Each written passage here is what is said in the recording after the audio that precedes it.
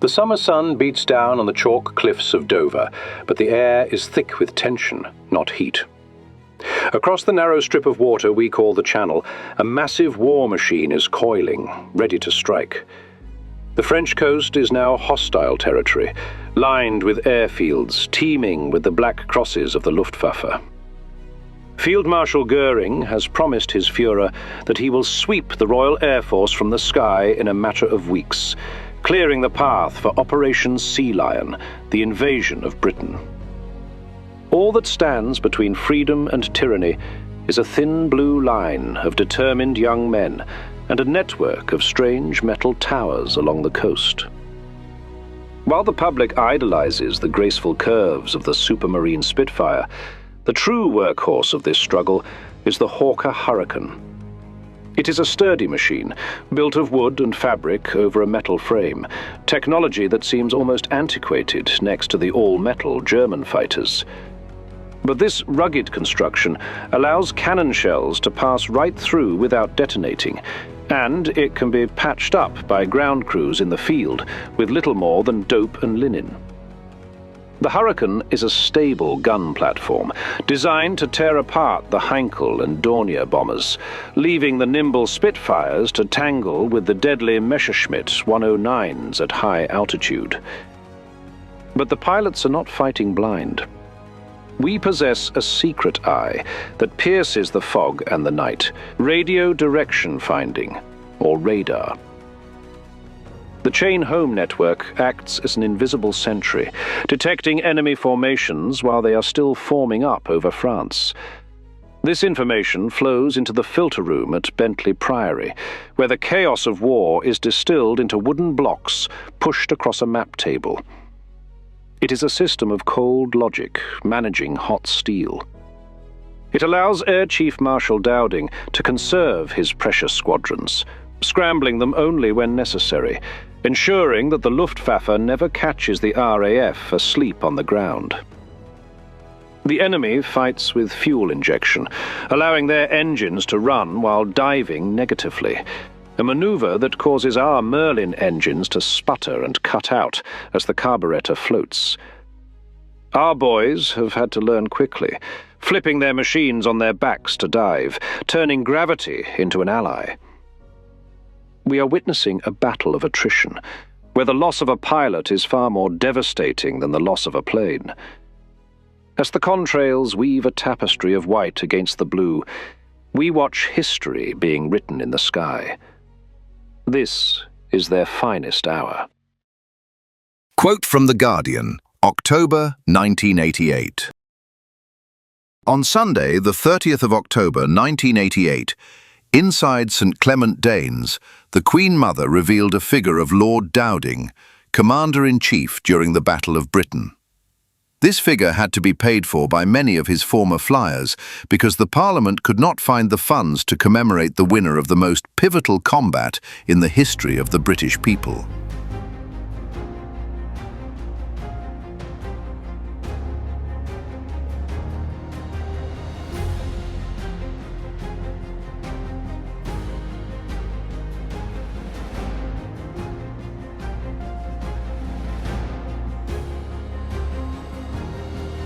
During the initial days of May 1940, the potent German war engine moved menacingly towards the borders of Luxembourg, Belgium, Holland and France, ready for the long-awaited huge offensive in the west. Following never-ending delays, poor weather, objections from the German High Command that the Wehrmacht and Luftwaffe were in no shape after the Polish invasion for such an irrevocable engagement, an agitated Hitler ignored all resistance. The attack on the west, codenamed Fall Gelb, Case Yellow, was declared on. At the dawn of May the 10th, 1940, the massive force of the Third Reich crashed its path into Holland. With frightening competence, the victors of Poland and Czechoslovakia sliced a lightning path of destruction across Holland and on into Belgium and France, leaving in the burning ruins of towns and cities the dead and homeless of a nation too shocked to oppose the frightening ferocity of the invasion. The horror of Blitzkrieg had come to the west. Inside 5 days, Holland had surrendered. Rotterdam lay in rubble, and everywhere the Allied troops were in retreat or mounting useless opposition to the superb twin military movements of the Wehrmacht and the Luftwaffe with its terror device, the shrieking Stuka. By May the 24th, Belgium had succumbed, leaving only the Dunkirk corridor, 15 miles broad and 50 miles long, in the grasp of the survivors of the British Expeditionary Force and the troops of France. Surprisingly, Hitler paused the continuous forward push of the Wehrmacht 13 miles from Dunkirk, permitting the struggling Allies to access the coast. Marshal Hermann Göring, the ostentatious World War I Sky Star and intimate ally and heir to Hitler, keen to add to the fame of the victorious Luftwaffe and his own individual standing, had assured the leader to make Dunkirk into another Warsaw and Rotterdam.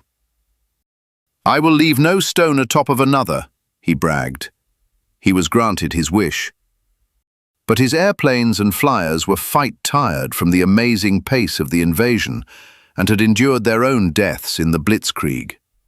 They were faced with wild hostility from the British Fighter Command, the sole branch of the British forces still fit to mount opposition.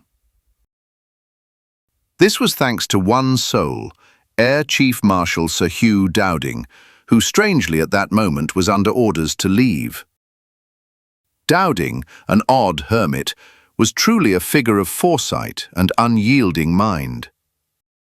General Sir Frederick Pyle, Commander-in-Chief of Britain's anti-aircraft networks, noted of him, "A complex man, a self-regarding man, a most tenacious man, and a man who knew more than others regarding all facets of aerial battles."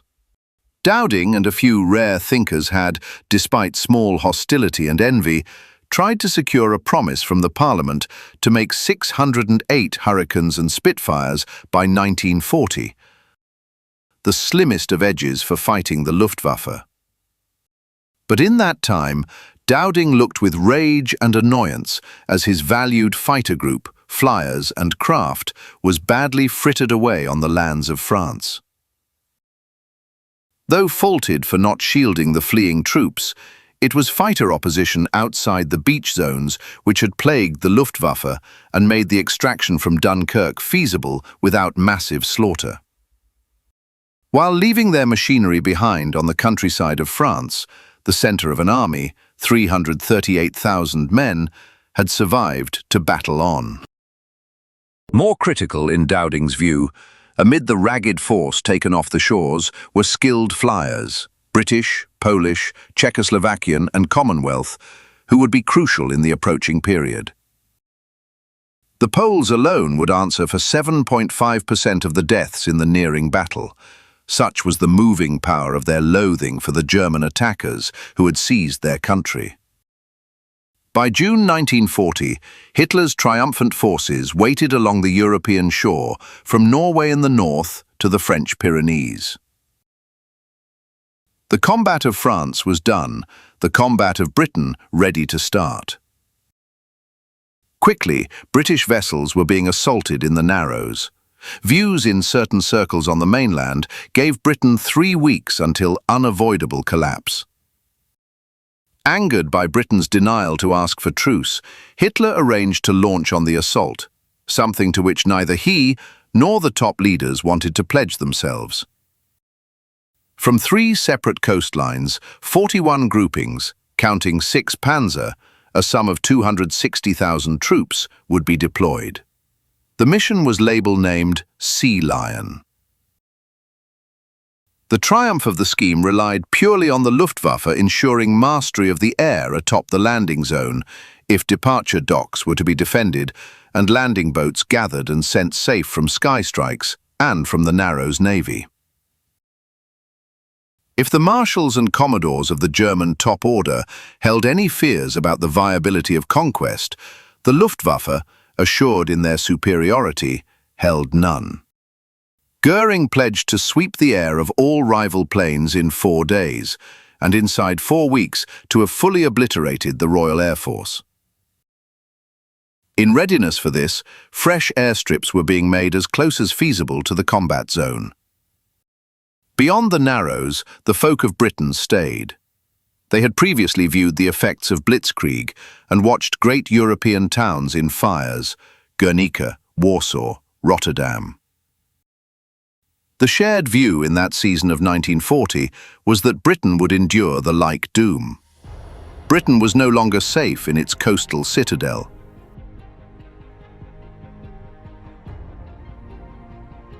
The severity of the peril might be noted in the district stops and bus shelters throughout the land, as thousands of toddlers were sent away from the areas to secure spots.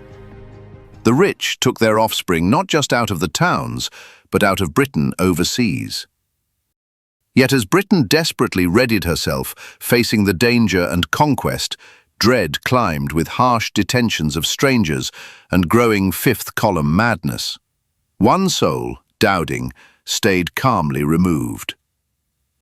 Having struggled to keep at least half of the 52 vanguard platoons required to shield the nation since the combat of France, Dowding could now focus on his four-part grand scheme of safety. A combat attack group of Spitfires and Hurricanes, a wonderfully adaptable radar combat guidance network which the Germans could only hint at, a safety guard of anti-aircraft fire, and a genially basic safety policy.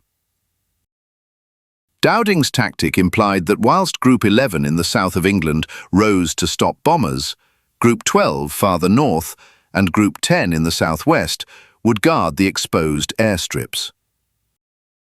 The method was to split up the aerial raids before they could hit their marks without pledging too many precious groupings at one moment, yet keeping sufficient skyguard for the homes of the groupings engaged in the fight. The combat was to be directed from one main centre at Bentley Priory. Intelligence collected from radar posts along the shore and optical sightings were to be put into command rooms where the general order judgments would be done and the fight policy managed. Commands for combat engagement would then be sent to unit HQs, zone and secondary runways, and the planes steered onto their marks.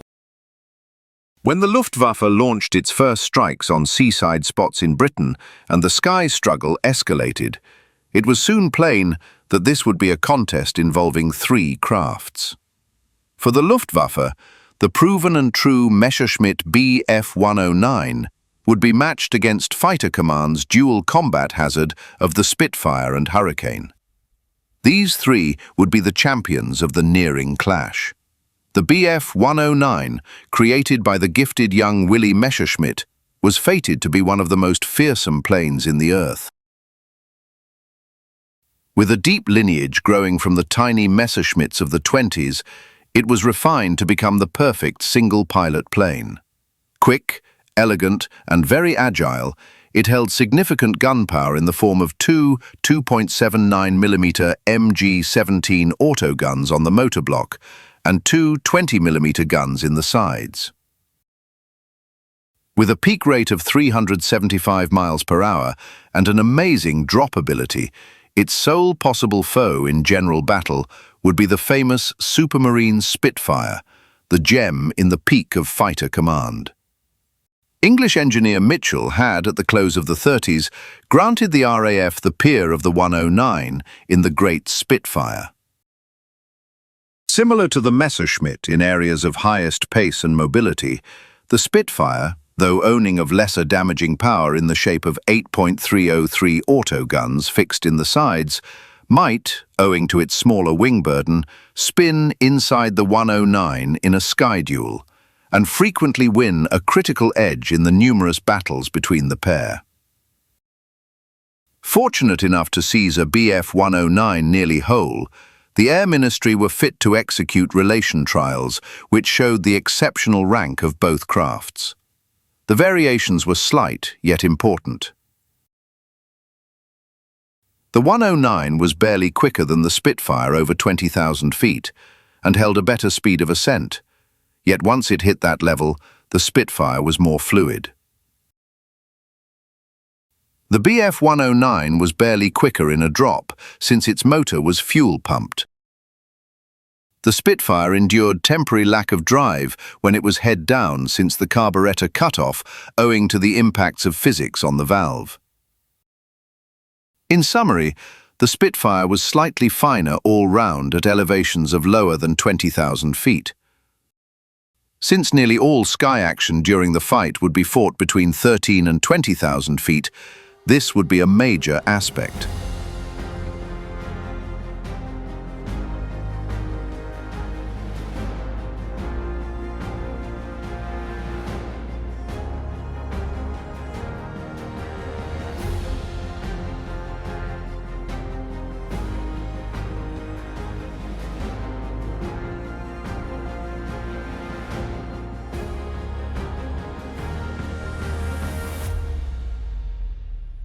Despite the match of these two planes, a vital drawback to the Messerschmitt in battles above Britain was to be its modest reach, leaving it roughly 15 minutes in the battle zone before needing to head home because of want of gas, a huge benefit to the land-based RAF. Ironically, despite the greatness of the Messerschmitt and Spitfire, the biggest input in terms of the count of hits would hail from the tough Hawker Hurricane. Bigger than the Spitfire, yet driven by the grand Rolls-Royce Merlin motor, the Hurricane could spin inside any modern combat airplane in the globe. Linked to its toughness, this aspect made the often ignored Hurricane a truly strong element in the fight. Both teams owned grandly designed combat crafts, which were ready to be tried in an oxygen struggle never before encountered or imagined. Yet who was to pilot them? Both Britain and Germany had shed seasoned combat flyers in the battles on the mainland, yet the Luftwaffe still held a base of fully taught Lufthansa flyers trained in quietness for the unavoidable clash. Whilst Fighter Command were perilously short on fight knowledge and leaned on volunteers and substitutes who had either no fight knowledge or had flown only near outdated engines, not the Spitfires and Hurricanes of the nearing struggle. The upper hand sat with the Luftwaffe. Could the difference be corrected by the RAF's benefit of fighting a home game? British flyers shot down could battle again, whilst an alien flyer shot down above the British shore would almost surely be incarcerated. Plus, Fighter Command had only to guard, whilst the Luftwaffe in the attacking mode had the dual job of keeping living and defending their bombers. In the early days of July, Stage 1 of the German invasion started in reality with strikes on British vessels and the seeding of the Channel entrances. Dark bombers did scattered runs throughout Britain, while combat groups flew the southeast to pull Fighter Command to action. Dowding was under heavy strain to answer. He did this, yet frugally, knowing that the great fight was yet to start. By not launching a sudden and large attack in the path of the ragged joint troops withdrawing from Dunkirk, Hitler had committed his first error of the fight and had given the RAF the valuable treasure of time. Time to smooth out the bugs in the radar system, time to get knowledge of German methods, time to make crafts and teach flyers. There were great deaths on both teams, and by the second week of August, the RAF had shed 148 machines, while the Luftwaffe had shed 286 vehicles, counting 105 109s. Faults in the RAF's combat methods were obvious. They had not gained from France, and still flew in hazardous tight grouping and in the established Vic layout, open to assault from aloft and astern, with tail end Charlie the most exposed of all. Dealing with a rival who declined to assist by moving on a stable course, the peel-off in-turn strike was ridiculous, particularly with Messerschmitt staying aloft to hit the unguarded stomach or rear of the plane as it pulled away from the charge. British flyers were driven to resist the standard rule, knowing that to ensure the prospect of a hit on a strongly shielded bomber, the plane had to fly near. The flyers informally readjusted their arms to meet not at 650 yards, but at 200 or 300 yards. Flyers, knowing it was their rears which were exposed, took to putting metal sheeting behind their chairs, though the formal word was that this would unbalance the airframe. Formal kit was rejected for battle usefulness or for a sign of independence. As for methods, the RAF teaching guide was slowly abandoned by the combat platoons. The grumble was that elder leaders may have reached high grades, yet were seldom found at high elevation. The old Vick alignment was slowly displaced by the Mulder's Schwarm method, called later to the Allies as the Finger 4 charge, with shielding safety of 4 vehicles moving in fixed duos. This provided for a far freer, more adaptable arrangement, even at platoon numbers. Yet there existed some at Combat HQ who doubted Dowding's methods. That dispute with the advocates of the huge group notion for total attack upon the rival with so broad a group of airplanes as might be gathered worsened Dowding's already frail official standing and concluded in episodes of hazardous rejection of the Dowding Parks policy. So much a battle of temperaments as views, it had to put useless strain to the knife-edge pressure of the combat. Dowding reasoned that by the moment at least 3 units might mould a big wing charge on the foe, the Luftwaffe would have possessed enough possibility to strike their goals. It took a Luftwaffe airplane up to 15 minutes to span the water. Yet, pointing to pro-Johnny Johnson, it took a grouping 17 minutes to fly upward and a distant 20 minutes to build the big wing, key numbers in support of Dowding's plan. The time went and the fighting remained. A fresh type of sky star, the noble of the sky, was starting to appear, partnered by charming press coverage from both teams. Yet the truth was distinct, and the combat nothing but gentlemanly. Jose Foso wrote, "I came very easily down behind him. I think it was a hurricane on a test flight because he was quite alone. I still feel very sorry for him because when I opened fire from about 70 yards range, the aircraft simply exploded into a mass of fragments with no hope of survival for the pilot.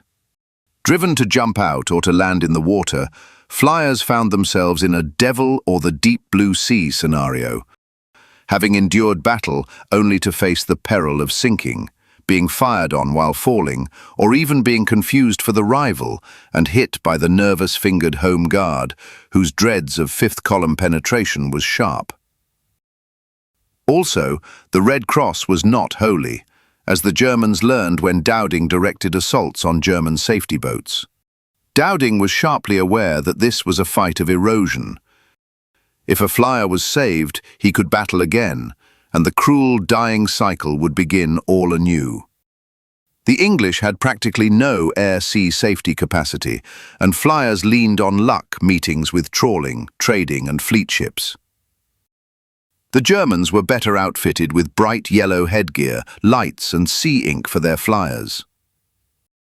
In ways of safety boats, they had drifting refuge buoys, Heinkel seaplanes and extra safety ships. The flyers, not the crafts, were the true marvels of the combat of Britain on both teams. From all ranks and backgrounds, experts and rookies, dreamers and skeptics, whatever their reasons, task or loathing, whether they liked or dreaded soaring, they held one trait in shared, a strange wildness that forced them time and time into the air, not seeing if it was for the end, and for some, the start and end trip. Famous flyers like Moulders and Galland, Townsend and Johnson ordered the methods. Yet for most, it was follow my leader, and as one flyer put it, live and learn, if lucky. Inside the swamp of clashing plans, there looked to be one dominant rule. Get high, get in, kill, go home. A dim formula for living. In comparison with my combats in France, I was very calm. I didn't fire, but tried again and again to get into a good position. But every time I got there, the Tommy would break away. Finally, my chance came. Below, I saw a 109 and 200 meters behind him, a Spitfire. I peeled off and dived, turning in behind him. Now it was I who sat 200 meters behind the Tommy. Be calm. Don't fire yet. I applied full power and slowly closed the gap as the Tommy did with his own target. Now at 100 meters, the wingspan filled the Revy gun sight. Suddenly, the Tommy opened fire, and the Messerschmitt in front broke away. I had pressed the gun button at the same instant, aiming dispassionately as he went into a slight left-hand turn. My first shots hit. The Spit screamed a long grey smoke trail and dived steeply into the sea just off the coast. A great column of water marked the impact. At once I called my victory over the radio and had enough witnesses to confirm the crash. My first Tommy was down. Max Helmut Ostermann. When the Luftwaffe started to ramp up its campaign, assaulting with bigger and bigger might, Britain was sensing the stress of the combat. Flyers were weary following frequent takeoffs, and flyer deaths were severe. The crafts were flowing in growing figures from Lord Beaverbrook's high-tuned assembly system. But who was to man them, facing growing groups of bandits whose pace and suddenness from close reach was defeating the scans? The Luftwaffe was also sensing the tension.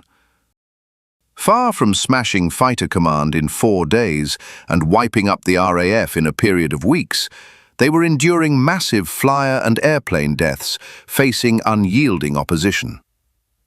The flyers started to doubt their supremacy, and unhappiness rose. Air Ace Adolf Galland wrote, 2 or 3 sorties daily was the rule, and the briefing read, "Free chase over southeast England."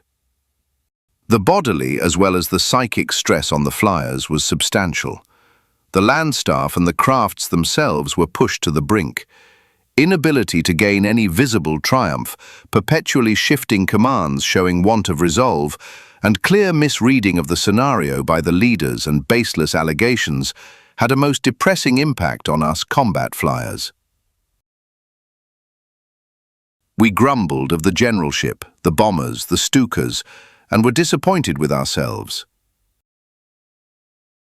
We watched one partner after the next, aged and proven friends in battle, depart from our lines.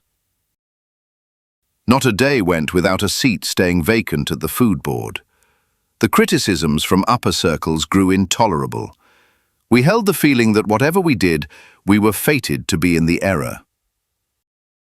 In those times, all the audio of the Greater German Reich, from Aachen to Tilsit, from Flensburg to Innsbruck, and from the troop posts of most of the captured nations, belted out the tune Bomben auf England. We flyers could not bear this track from the very onset.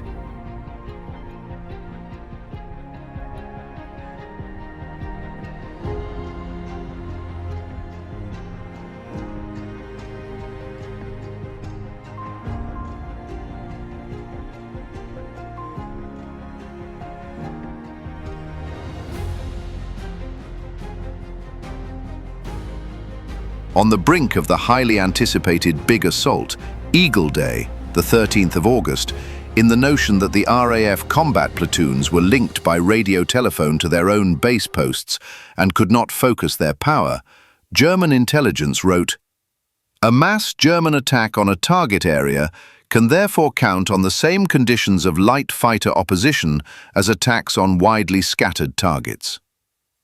Once, German spying badly misjudged the merit of the British Guard network, and it was with assurance that the Luftwaffe started their huge invasion, codenamed Adler Attack, Eagle Day.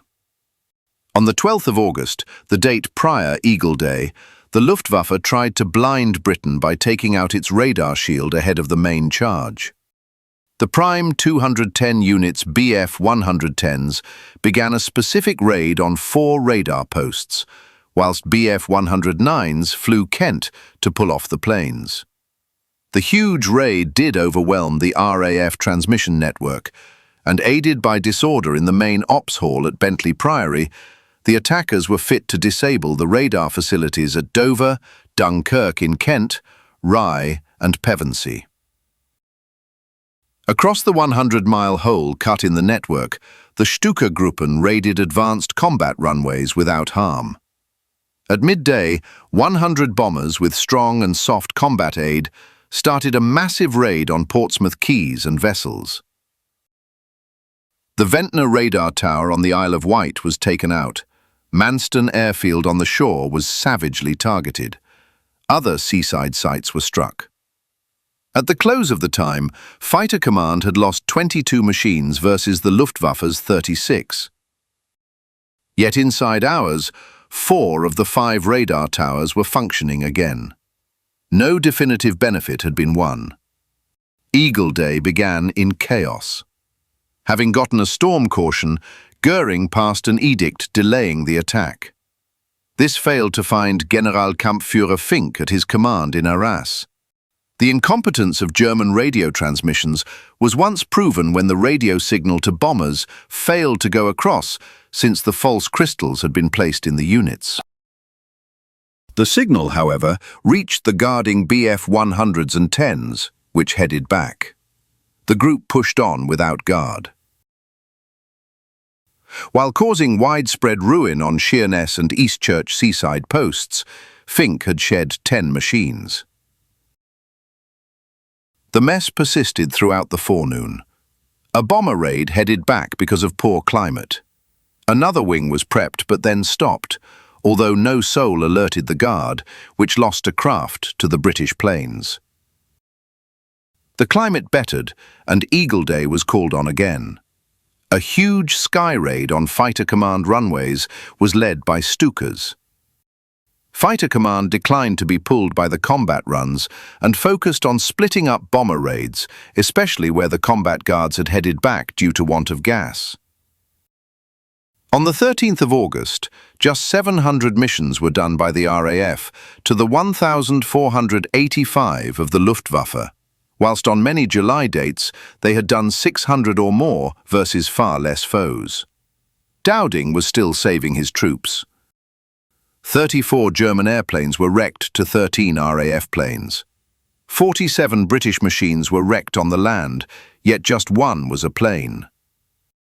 Britain had endured Eagle Day, the first huge assault by the Luftwaffe. Dowding said of the day, "It's a miracle. The pilots were wonderful, but it's a miracle." 2 days after, in the notion that Dowding's troops in the north were thinned to guard the strait, Luftflotten 5 began an assault from Norway. Relying on a ruse of Heinkel watercrafts to pull off any planes from Air Vice Marshal Saul's 13th Group, a team of Heinkels and Bf 110s rose up without any soft combat guard. Missing the knowledge of 11 Group, the radar stations in Northern Group only calculated a 30-airplane raid and launched a solitary platoon.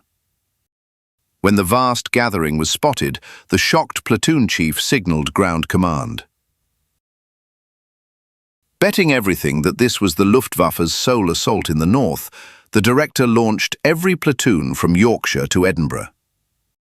The Heinkels plus the Bf 100s, who had left their shooters behind to curb mass, were destroyed. Luftflotten 5's 50 Ju-88 raiders found a kindred end by the work of Lee Mallory's 12th Group. During the time in the south, the Luftwaffe relentlessly struck runways and radar posts with added triumph. The Guardians endured frequent deaths from vast Bf 109 guards. Harm to the radar system had perilously hindered combat engagement. Yet the 15th was a tragic date for the Luftwaffe. They had shed 76 airplanes versus Fighter Command's 34. Air Fleet 5, minus Combat Guard, would never try such a grand attack on Britain since. The southeast of England was then the accepted zone in which the combat of Britain would be settled. The invasion lasted throughout August and into September, placing exceptional burden on Fighter Command. Yet the RAF had an unknown friend in the unstable Göring. From his HQ at Carrinhall, he took a chain of tragic tactical choices. He shunned the Luftwaffe's triumphs versus radar facilities and passed a command that no extra work be spent on the system. He granted his air fleet leaders a free rein in choosing marks, confirming the Luftwaffe's error throughout the fight to focus their power on key sites, industries and facilities until they were totally wrecked. Plus, he stressed the wish to strike bomber command posts. Yet while busily bombing Germany and shedding more flyers than fighter command in the action, bomber command were not a main martial aspect in the combat of Britain. These three huge lapses of insight were a blessing to fighter command. While the fight persisted, the real value of the diverse airplanes and methods were confirmed. The Bf 109 was equaled by the Spitfire, yet better to the Hurricane. Although its short reach lessened its merit as a guard on long bomber runs. Park made the sound judgments. The Hurricane would be kept to assault the bomber groupings, whilst the Spitfire would battle the combat guards. The German combat flyers were troubled by just another Göring decree. On the 16th of August, British flyers observed German planes in tight guard of all bomber groupings. This provided vast marks for the Hurricanes and Spitfires, whilst the method cost the 109 its benefit of altitude, maneuverability and shock. The Stuka might have held ruinous impacts on vessels and landmarks in scenarios of air dominance, yet minus safety, its slowness left it bait to planes. The Stuka was pulled out of the fight after enduring astounding deaths. The British liked a Stuka feast. The Bf 110's deaths were also growing shameful to the German high order, who had believed their pace would permit them to go unguarded. Yet, the Luftwaffe proceeded to strike in giant might. On the 24th of August, the fight started a fresh stage, which was the closest fighter command went to annihilation. Groupings of Messerschmitts were sent to posts even nearer to South England, and the Luftwaffe started the long-expected constant invasion on fighter command and its backing network, staying well into September. During the final 10 days of August, Dowding shed no fewer than 126 Spitfire and Hurricane flyers, 14% of his forces. 60% of those gone were seasoned flyers, while substitutes were arriving from either bomber command or from perilously reduced functional teaching schools with just 10 or 20 hours in a Hurricane or Spitfire. Most of the fresh flyers were gone inside minutes of their first mission. Yet there was a kindred drop on Luftwaffe combat flyers, 15% in August, with the like decrease in skill grades as the British. Parks and Dowding persisted to oppose massive tension from the big-wing thinkers who required a standoff with the Luftwaffe. Yet Parks charged his fleet to defend the district runways at all costs. He decreed that there be no chasing past the water. Flyers were to shun plane-to-plane combat and to aim for the bombers. Fighter command must manage to live. By the 6th of September, Fighter command was at the limit of its rope. Frantic with tiredness, depressed, beaten into near surrender. Peter Townsend of 85 Squadron Croydon summed it up. The shrill scream and the deafening cry of bombs shattered my sleep.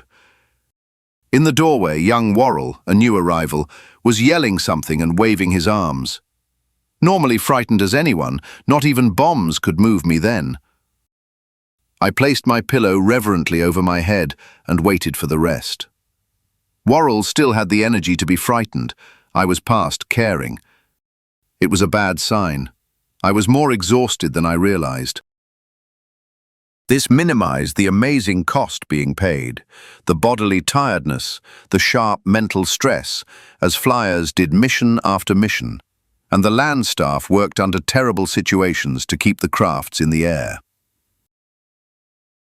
35 minutes to refill and reload a plane, while the flyers grabbed the customary drink before rising up to shoot again or be shot. It was a weird, bad dream. The weary flyers committed awful blunders. 2 homing Blenheims were brought down by hurricanes who judged they were German raiders. One low-moving flyer, wholly confused, destroyed a tractor. Fighter command was virtually dying. In the final days of August, 39 RAF planes were brought down, and by that moment, some combat platoons had nearly stopped to live as warring teams. The amazing labours of Lord Beaverbrook secured a stream of planes, yet even he could not summon up flyers to man them. But at this depth of the fight, Dowding found a weird friend, RAF Bomber Command. In the days, Dowding had been in steady dispute with Bomber Command in his battle to set up a combat shield for Britain. The socially potent and indulged Bomber Brigade had forever been granted the pick of skilled flyers and laughably unfair backing. It might have seemed in the season of 1940 as if Bomber and Fighter Command were waging separate feuds, so disconnected were their deeds. But by a twist of luck on the 25th of August, the RAF shelled Berlin as a payback for a weird mistake Luftwaffe bombfall on London. This scene was to shift the path of the combat of Britain. Bomber Command proceeded to attack Berlin and other German towns, and an angered Hitler responded with the Blitz on London.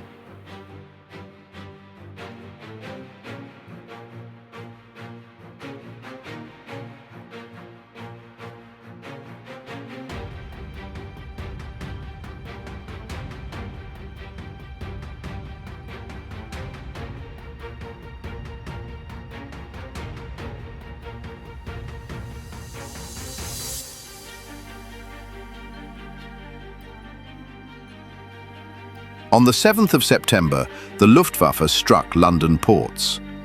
Keith Park, AOC of 11th Group, gave this sharp if unfeeling remark where London was involved. "It was burning all down the river.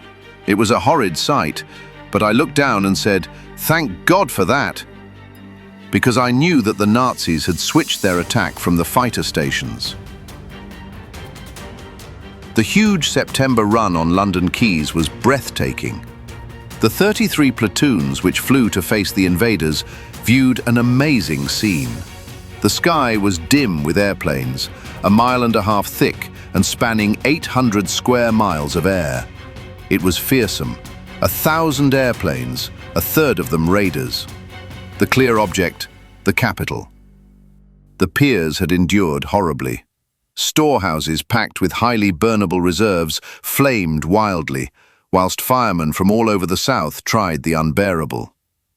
Nearly 500 residents were slain as the shells landed in a broad reach over London. The constant runs on the coming days proved that the German policy had shifted. On the 9th of September, some platoons again ignored rules and rose to aid the fight, shedding precious crafts in the action. Yet with such clear rival figures and a plainly signalled object, for once the big wing notion made martial sense. Used sooner as a review implied, it would have turned tragic. On the 11th, the tides of the raiders proceeded to strike London.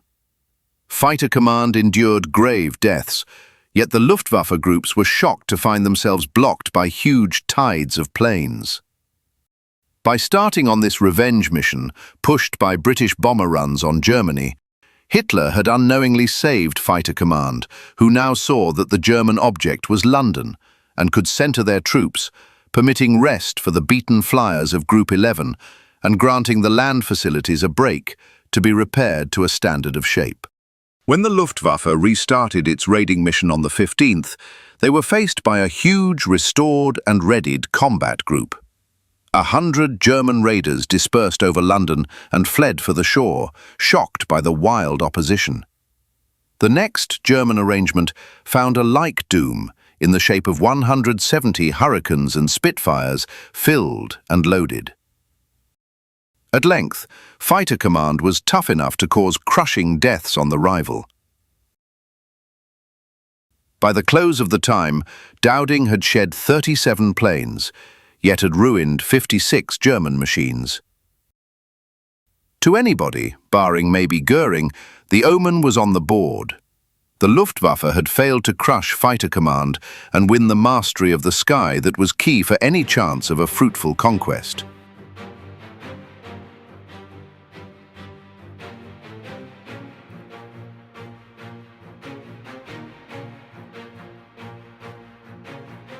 The fall climate was worsening. Hitler and the land top leaders plainly noted that the Luftwaffe had missed in its job. The fighter command was yet in being and yet governed the air above the water. On the 17th of September 1940, British spying caught a German hidden message stopping Operation Sea Lion. While wild sky battling persisted by light until October and dark raiding throughout the cold, Dowding and his troops had attained glory, or at least escaped loss. The combat of Britain was done. Britain was yet in the fight, her spirit tall, and she had caused the first huge failure of German might. Word of the triumph in seized Europe was viewed as a signal of faith, and the speech of the pro-Nazi and truce-seeker group in Britain and America, if not hushed, was at least dulled.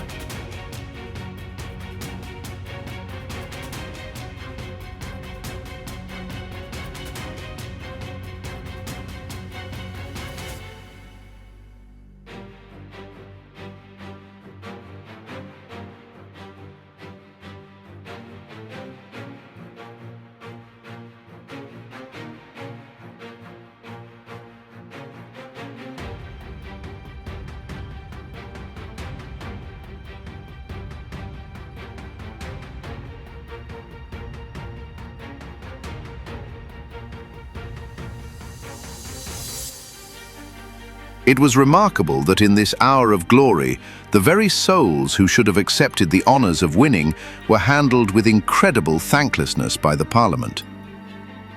Dowding's and Park's policy had been totally justified, but such was the official hostility and envy regarding Dowding that he and Parks were basically charged of carelessness via overcare. The big wing thinkers did not take the combat of Britain, yet they ruined Dowding in the close. Not far following the fight, Dowding was told to empty his room, as the Air Board had no other job to give. The formal pamphlet of the Combat of Britain, released briefly later, made no citing of Parks or Dowding.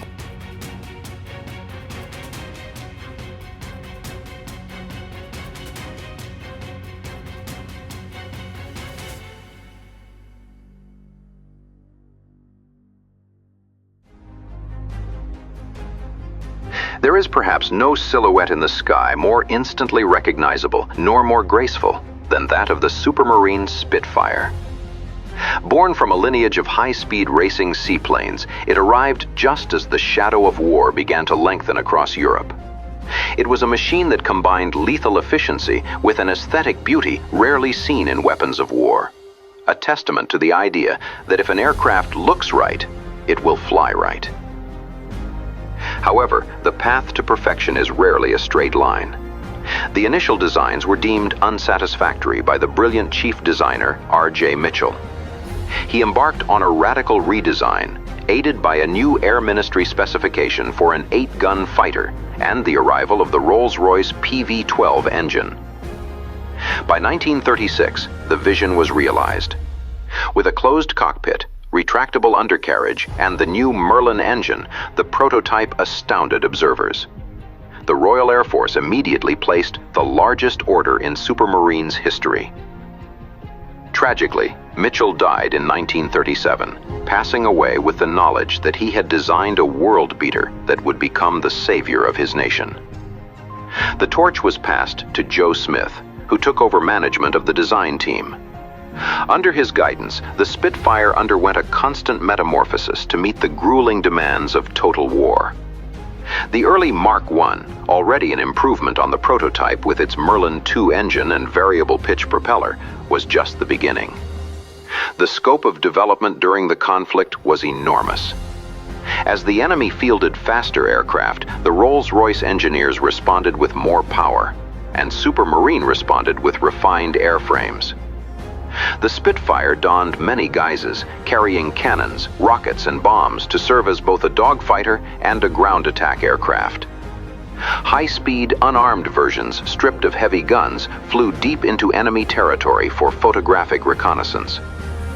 It was a machine that refused to become obsolete, fighting on the front lines from the first day of the war to the very last.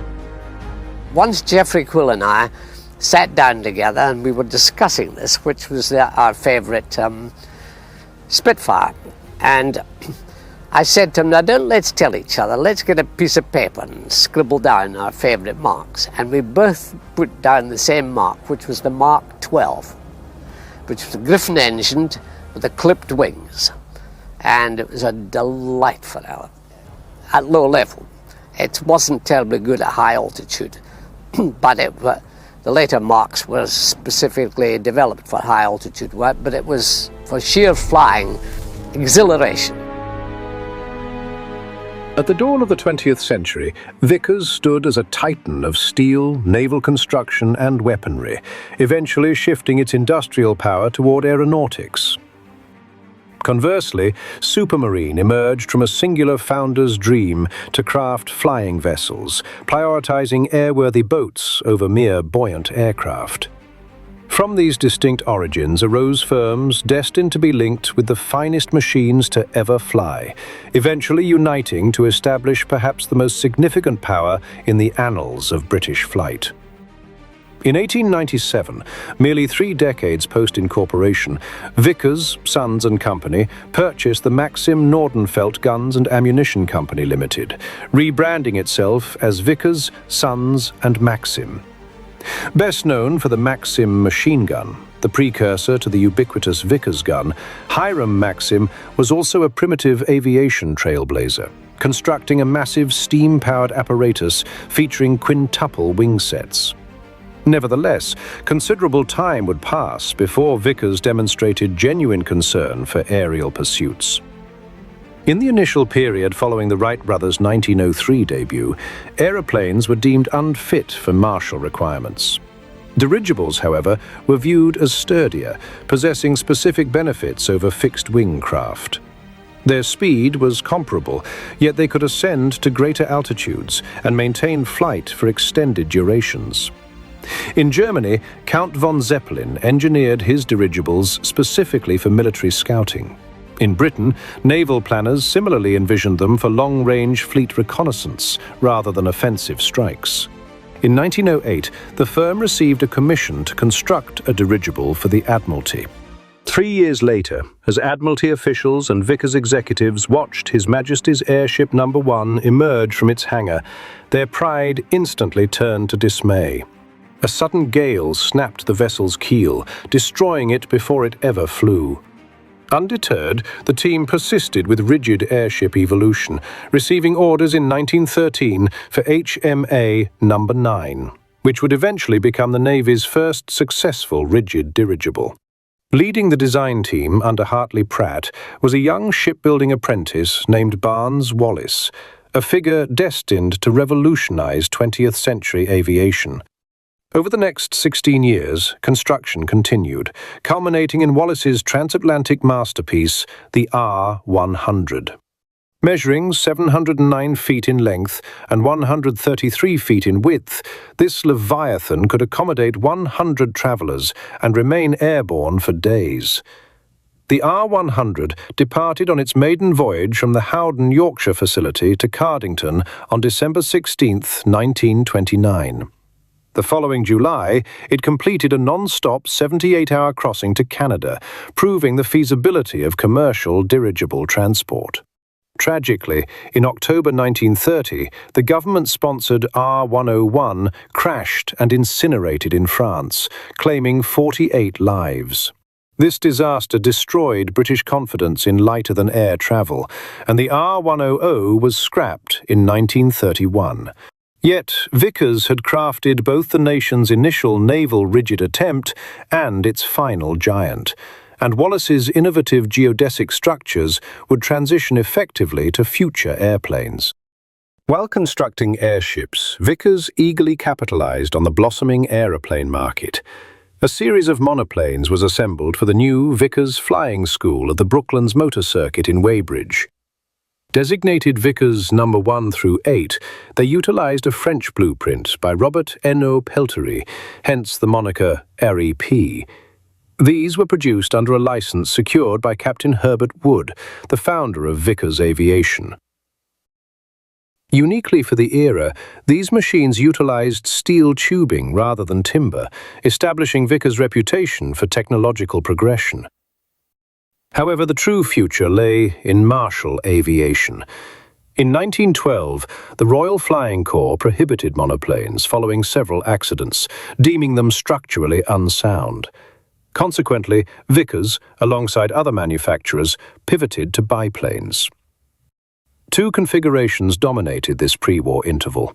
The majority were pushers, featuring a rear-mounted engine propelling the craft, mimicking the Wright design. The alternative tractor design placed the engine forward, pulling the airframe, a layout regarded as aerodynamically superior.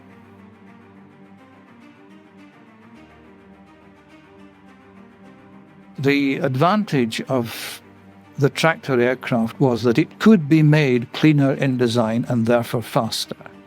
The pusher could give a man in the cockpit, whether he was the pilot or an observer, a very clear forward field of fire, but it had a great penalty imposed on it. There was so much structure, there was a lot of drag, and it was therefore slower, and in all probability less manoeuvrable.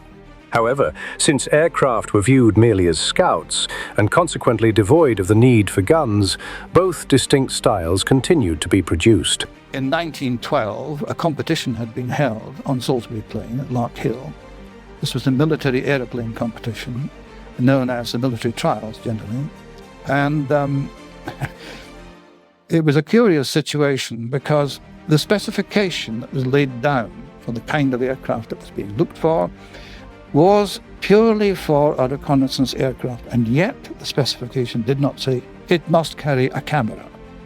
It must be able to defend itself, must be able to communicate, nothing at all. Everything seemed to depend on the view from the cockpit. However, once armaments became necessary, the tractor layout posed a challenge. A forward gun would shoot the propeller. While Vickers experimented with synchronization gears, reliable technology was not yet available. Therefore, they concentrated on the pusher type, with a nose-mounted cannon. The Royal Navy acknowledged this synergy of Vickers' ordnance and aeronautical expertise by commissioning an experimental biplane. The experimental fighting biplane one, dubbed Destroyer, emerged in 1913 and was succeeded by 3 subsequent iterations before manufacturing contracts were finally issued for the EFB-5.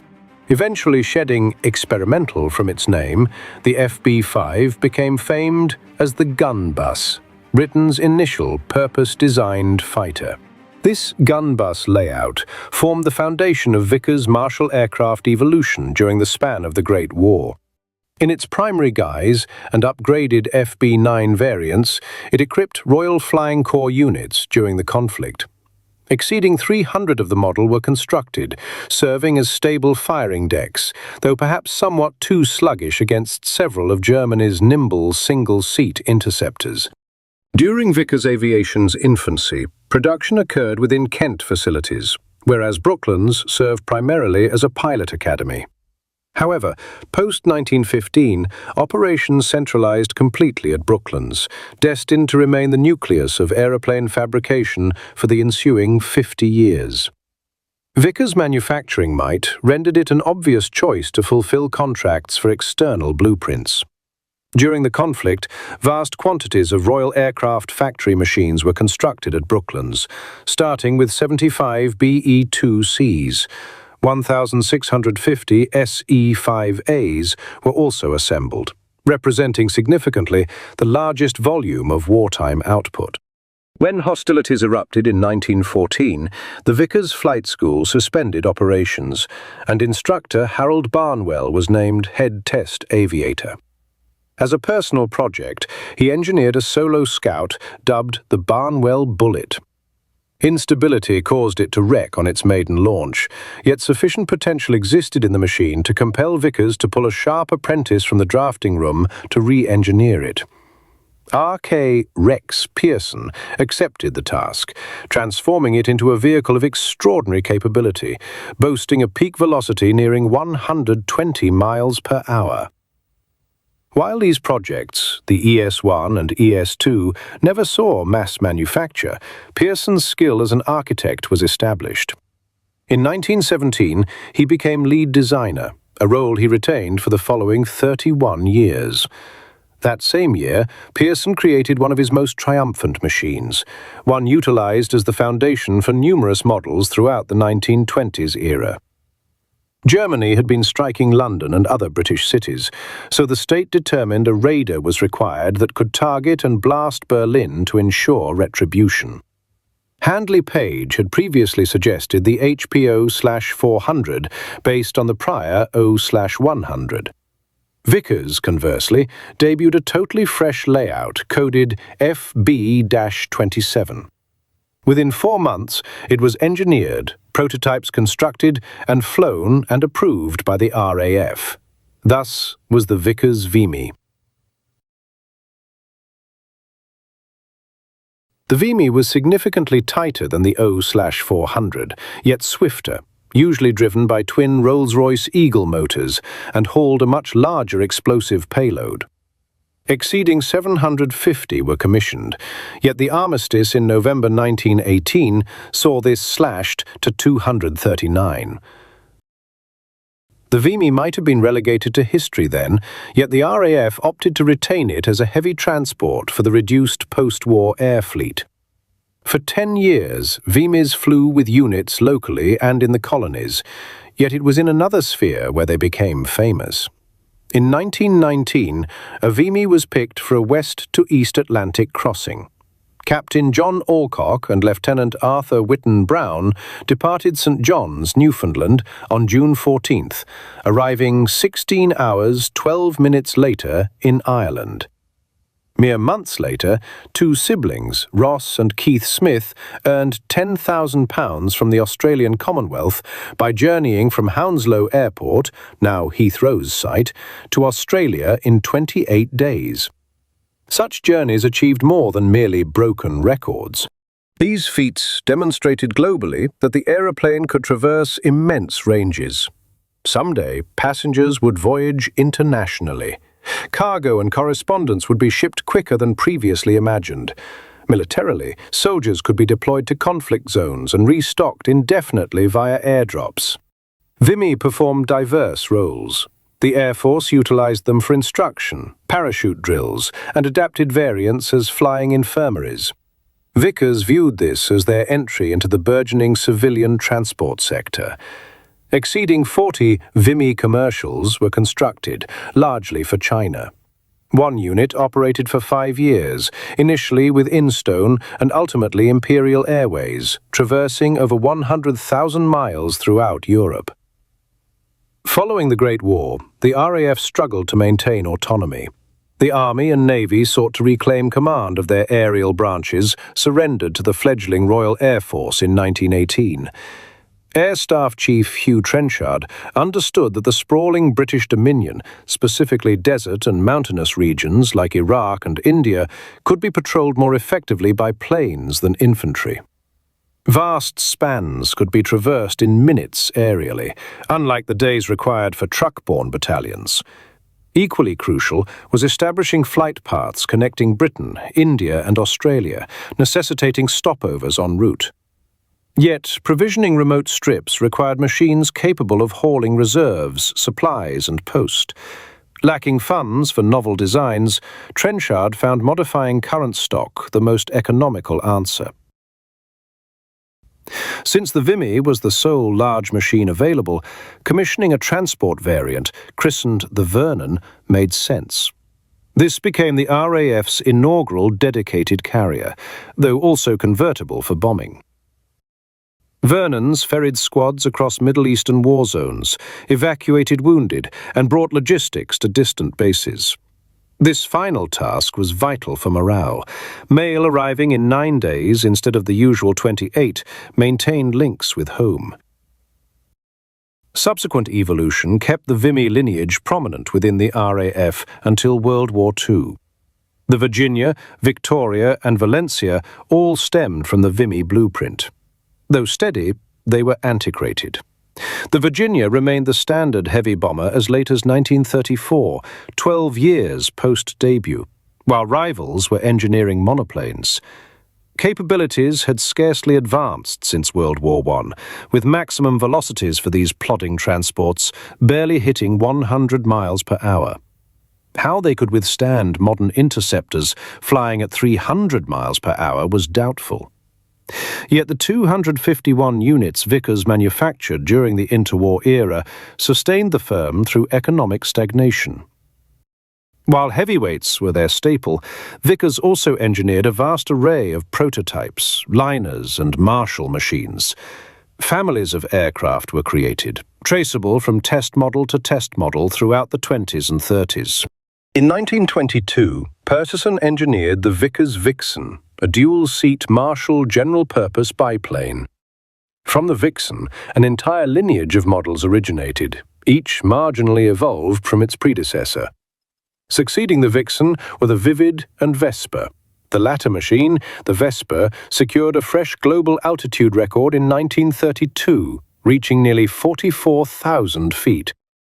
The family concluded with a biplane torpedo launcher, the Wildebeest, and its utility cousin, the Vincent.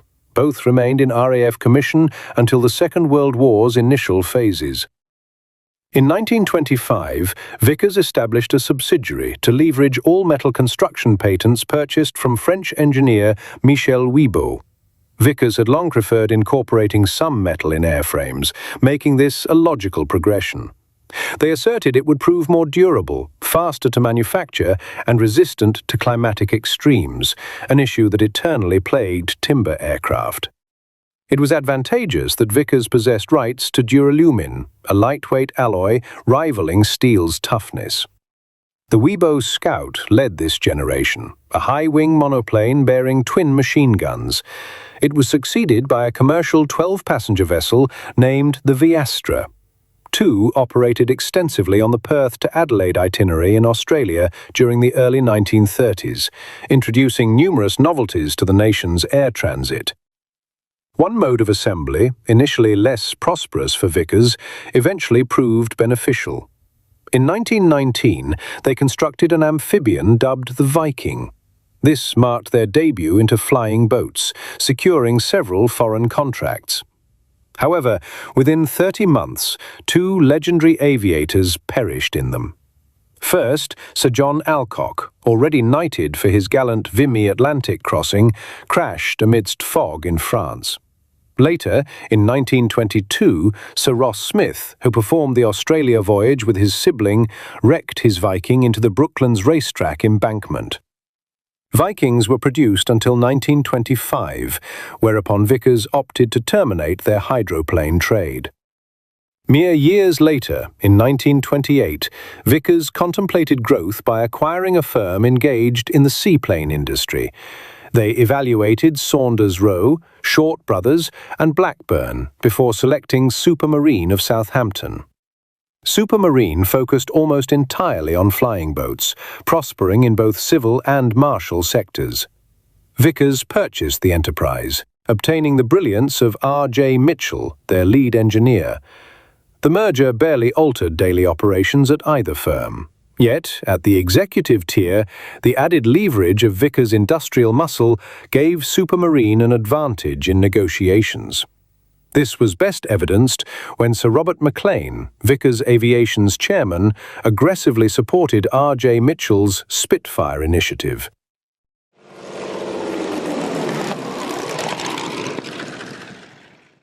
Supermarine was founded by Noel Pemberton Billing, an idiosyncratic yachtsman, inventor, and pilot, in 1913, alongside partner Hubert Scott Payne. Upon the Great War's commencement, the government assumed control of the facility. Pemberton Billing clashed with the Air Ministry's acquisition strategy and departed in 1916, joining Parliament to try and reform the policy. This left Scott Payne in command. A year afterward, he hired a 22-year-old former locomotive apprentice as his deputy, Reginald Joseph Mitchell. Mitchell was a very fair man. He was very impressive as a person. He was a very good listener, and he was very decisive. He would listen, though. He was quite prepared to listen to all the arguments. And of course, you know, there's always, or very often, there's more than one way to solve a problem. And he would listen to his staff saying, you know, this is what we think should be done, and so on, and say absolutely nothing until it came to the point where he'd decided what to do, and he would say, this is what you do. Take a pencil and scribble it on the top of the chap's drawing. Had to rub it out again afterwards. And off you go. That was it. But he did actually make decisions based on listening to people. Even though the RAF had withstood the struggle for autonomy during the early 1920s, military spending had been drastically curtailed. Vickers profited from Trenchard's dependence on bomber aircraft over the ensuing years, yet other branches of the armed forces endured neglect. Naval squadrons performed worse than most, and it was not until 1925 that they obtained their initial post-war engineered flying boat for sea patrol, Mitchell's Supermarine Southampton. Perhaps the most renowned feat of the Southampton was the 1927 endurance expedition by 4 Mark II machines, making numerous halts before arriving at Singapore and Hong Kong. This 27,000-mile odyssey augmented the plane's status and the escalating fame of designer R.J. Mitchell. Leading up to the Second World War, supermarine flying boats constituted the cornerstone of RAF naval requirements. Following many years of operation, the Southampton Marks I and II were superseded by the Mark IV, redesignated as the Scarpa. The final model of this lineage was the Stranraer, which commenced active duty in 1937. By that era, double-winged flying boats were definitely antiquated, yet the streamlined, metal-bodied vessels, with increasingly potent motors and enhanced capabilities, had provided excellent utility during periods of fiscal restriction and had demonstrated Mitchell's engineering aptitude over many years. The Stranraer was not, however, the ultimate biplane flying boat to operate with the RAF. In 1936, the initial units of the Walrus joined the Fleet Air Arm. This model proceeded to enter service with the RAF starting in 1941, becoming the salvation for numerous flight crews as an air-sea rescue machine throughout the conflict. It subsequently was succeeded by the Sea Otter. In 1943, this machine became the final biplane to ever be commissioned by the RAF. Since prior to the First World War, aerial racing had been fashionable among aviation trailblazers. The most coveted of the prizes was donated by Jacques Schneider, the heir of a French munitions industrialist, to the victor of a contest devoted to hydroplanes. Supermarine's initial bid at securing the Cup in 1919 concluded in defeat, with no competitor finishing the circuit. In 1922, though, Scott Payne registered the Mitchell-crafted Sea Lion II, piloted by Supermarine test aviator Henri Biard. He narrowly defeated the Italian Macchi, returning the trophy to Britain for the first time since the war. A loss the succeeding year convinced Mitchell that racing flying boats could not expect to rival purpose-built floatplanes. He began engineering a family of slender and extremely rapid monoplane seaplanes for the RAF squad joining the 1927 event. Triumphing that year using the S5 at a velocity of 281 miles per hour, and again in 1929 with the S6 at 328 miles per hour, it required merely one additional victory to claim the prize permanently. Lacking state backing, but with a benevolent contribution of £100,000 from Lady Houston, the RAF high-speed flight won again in 1931. The S-6B attained 340 miles per hour and proceeded to become the premier aeroplane globally to exceed 400 miles per hour shortly after the contest. These stellar accomplishments positioned Mitchell at the absolute pinnacle of his trade and allowed Supermarine to shift his talents toward further commercial aircraft engineering. The experience of the Schneider Trophy aeroplane certainly helped Supermarine. He'd learned an awful lot about power and speed. But I think mainly design improvements, like the elliptical wing, of course, was a great success. But it certainly did. It left us with the design and aerodynamic knowledge to go on to high-speed aircraft. And, of course, from that, the Spitfire finally. The early 1930s proved a challenging era for aircraft builders. While the UK struggled with the strict fiscal limitations of a globe determined to maintain peace at any cost, fresh dangers were rapidly arising via the totalitarian regimes of Germany and Italy. Contracts were rare, and those issued were minor. The RAF still depended on obsolete blueprints, heavy biplane bombers, and attractive small biplane fighters. Even a fresh fighter requirement yielded a biplane Victor, the Gloucester Gladiator, which would not commence duty until 1937.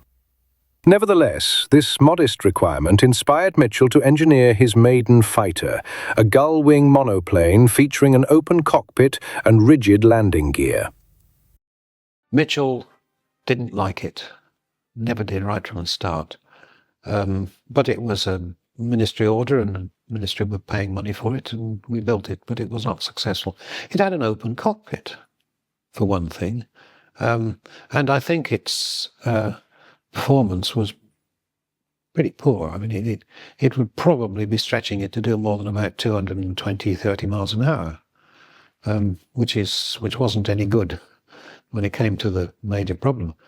And it had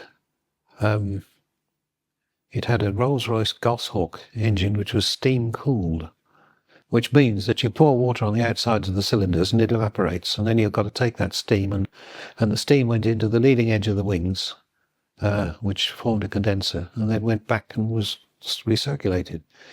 And that was another problem.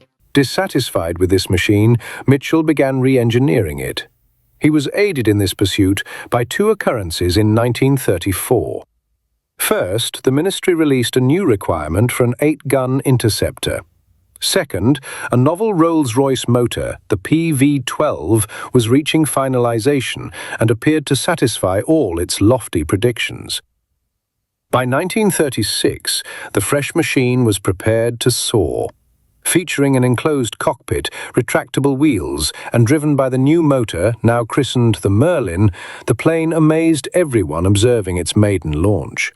The RAF instantly commissioned 310 Spitfires, as the machine was titled, the largest contract in Supermarine's annals. R.J. Mitchell only lived to witness the prototype fly. He perished in 1937, confident in the realization that he had crafted a world champion.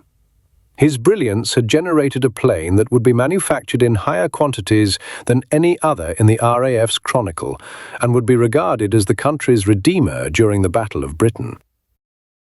I think, it's worth quoting Geoffrey Quill, who said that Mitchell's great legacy to this company, to this country, in addition to the Spitfire, was the design team which he built up and which was able to carry on with his work after he died. By 1930, Vickers possessed a fresh resident engineer, a figure who would debatably possess a comparable influence on flight history as that of Mitchell. Barnes Wallis moved to the Weybridge factory as lead structural engineer, serving under Rex Pearson following the termination of Vickers' dirigible trade. His prior years of investigation into utilizing lightweight metal alloys and his lattice skeleton for the R100 were excellent foundations for engineering aeroplanes. One of Wallis's initial projects was for an RAF general utility bomber and torpedo plane. 3 proposals were submitted to the ministry, 2 monoplanes and a biplane. The biplane secured the contest and fabrication started. Wallis, however, persisted with one monoplane layout as a private enterprise, utilizing his revolutionary geodetic building method. When I drew something, I drew it with the knowledge of how would I go about to make this. And I think it was very important because so many draftsmen and designers in those days could design something very fancy that would do a job. But when it got down in the shops, chaps came back and said, "Here, look, I can't make this. How do you expect me to get in here? How do you expect me to get my fingers in to do this bolt up?" So I think my shop's benefit really paid off a treat. A geodetic line represents the quickest path between two locations on a sphere, familiar to sailors when charting routes globally. Geodetics handles strain and burden more simply and efficiently than standard airframes, which require more metal components. Reduced metal implies significantly higher durability without added mass, something engineers had sought since the birth of flight 30 years earlier. The monoplane soared for the first time in June 1935, nearly a year post-biplane. It surpassed the biplane in every regard, presenting the ministry with a predicament: proceed with the biplane deal or shift the commissions to the superior monoplane. Sir Robert Maclean made forceful arguments to the government, and the biplane deal was annulled, replaced by a monoplane now named the Wellesley. Originally classified as a medium bomber, the Wellesley was merely a light, long-range raider. Undeniably, it was an upgrade over current models.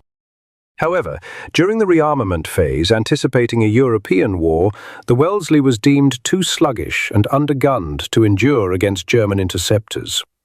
Consequently, the majority was stationed in the Middle East, where their endurance was prized and opposition was limited to the Italian Air Force.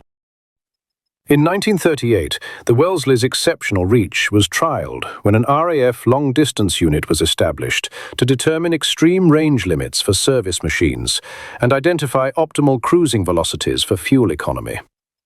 In November that year, 2 Wellesleys flew non-stop to Darwin, setting a record of 7,157 miles in just over 48 hours.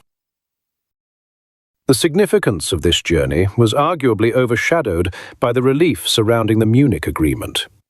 Yet, within a year, the data acquired proved vital for deep penetration bombing sorties. Wellesleys continued serving the RAF deep into the conflict, executing distant strikes against Italian objectives. The final remnants were retired in 1943. In 1932, the Air Ministry released a fresh requirement for a heavy bomber. It was hampered by mass limitations stemming from efforts to enforce the Geneva Disarmament Conference's desires. However, with Germany and Italy posturing across the Channel, the requirements were continually updated to accommodate increasingly heavier concepts.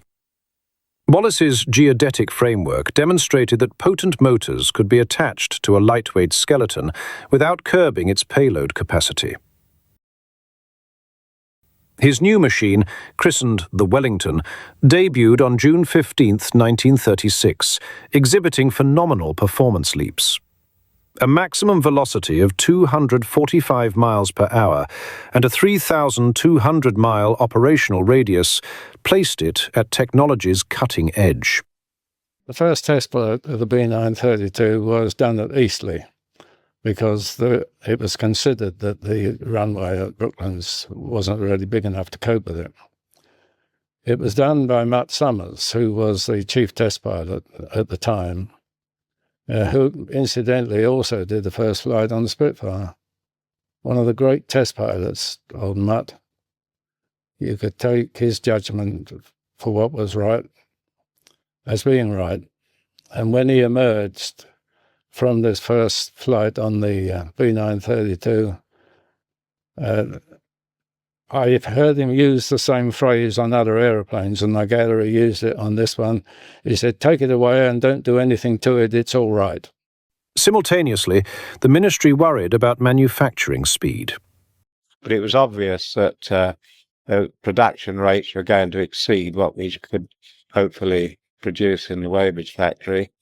And so two shadow factories were set up, one at Chester, which was essentially just an assembly plant, and another one at Blackpool, which did quite a bit of manufacturing and assembly. And both of these plants were originally manned by people who were transferred from Weybridge, from the drawing office, from the workshops, from the tool design and tool places, in order to get the production going. Production at peak in the three factories rose to something like 40 aeroplanes a week. In fact, in one single factory, the greatest number produced in 1 week was 25. Alongside the Handley Page Hampton and Armstrong Whitworth Whitley, the Wellington constituted the spine of bomber command during World War II's darkest hours. Though sophisticated, it was nearly impossible for any machine to withstand the war's initial assaults. Lacking fighter cover, these bombers struck heavily fortified German sites by day, sustaining horrific casualties. Frequently, only the Wellington's durability spared the crew from destruction. Continuous upgrades maintained the Wellington as a frontline asset until late 1943, despite the Ministry's deliberate 1937 choice to arm Bomber Command with 4 engine giants.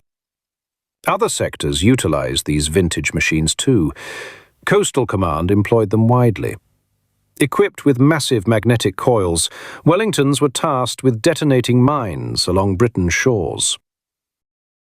The idea was to suspend underneath the Wellington an enormous great 48-foot diameter aluminium coil, which was in fact a magnet.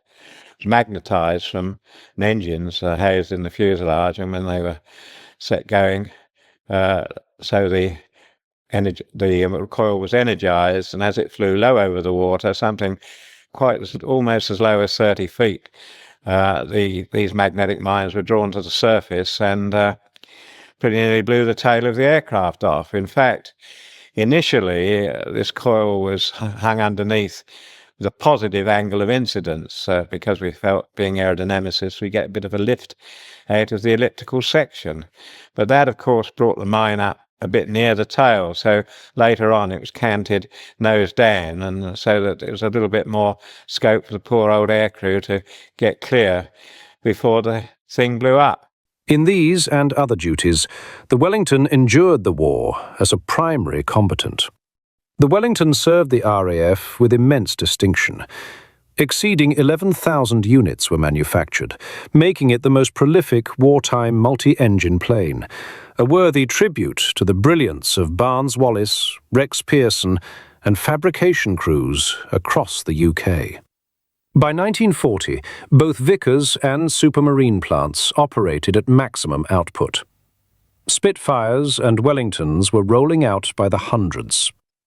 Fighter Command, under relentless strain during the Battle of Britain, requested increasingly more fresh planes to fight the German menace.